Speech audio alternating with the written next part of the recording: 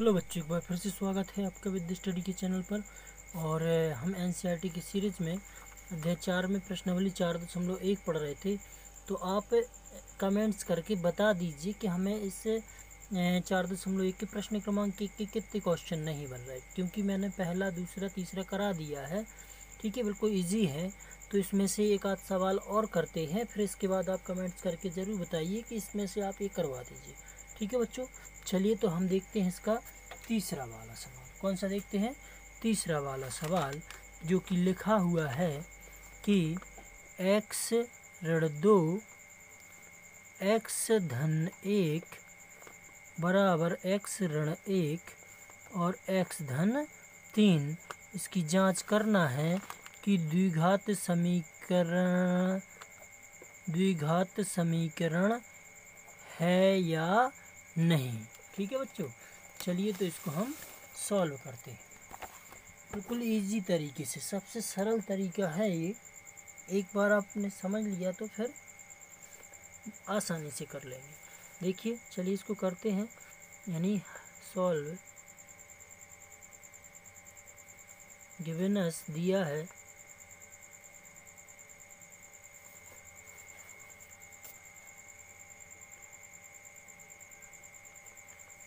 क्या दिया है? x ऋण 2 x धन 1 बराबर x ऋण 1 और x धन 3। हमारा उद्देश्य क्या है बच्चों कि इन दोनों कोष्टकों का आपस में गुणा करना है।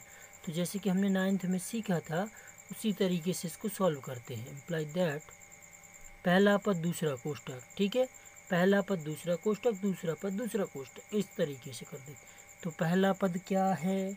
पहला पद है x। क्या है बच्चों? x। तो यहाँ पे अपन ने x, पहला पद इसका दूसरा कोष्टक, तो पहला पद है x, दूसरा कोष्टक हो जाएगा आपका x धन 1। फिर लेंगे पहला पद के बाद दूसरा पद, चिन्ह सहित दूसरा पद दूसरा कोष्टक, यानी कि x धन 1। ठीक है बच्चों, आशा करते हैं आपको समझ में आ रहा होगा। ठीक है, और इसी प्रकार इस साइड भी अपन कर लेते हैं कि भैया पहला पद दूसरा कोष्टक, दूसरा पद दूसरा कोष्टक।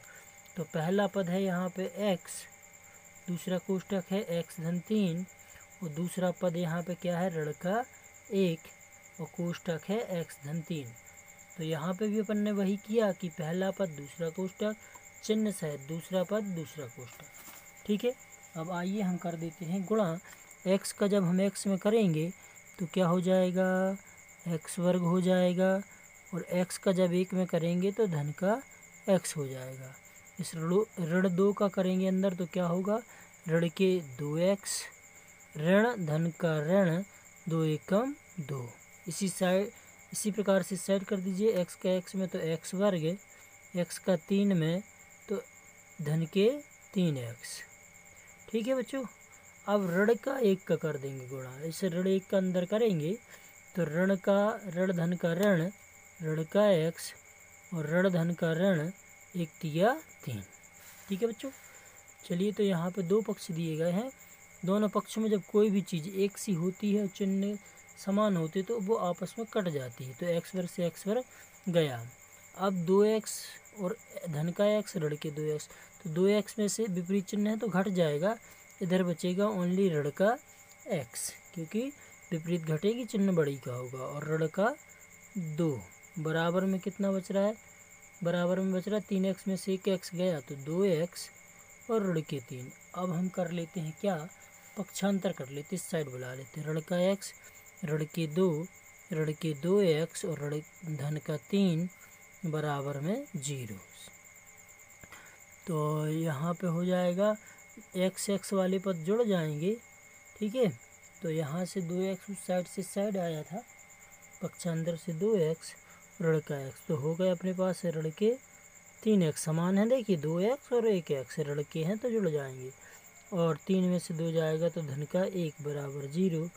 तो इसके लिए अपन क्या करेंगे? इसके लिए अपन लिख देंगे कि भैया जो समीकरण 1 है, समीकरण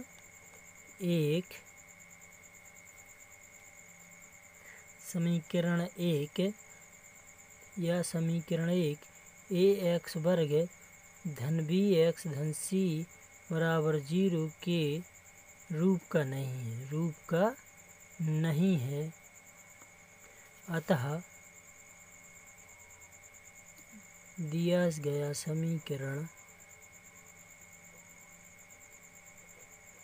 गया समीकरण द्विघात समीकरण नहीं है। चलिए बच्चों, तो ये इम्पोर्टेंट सवाल हो गया है।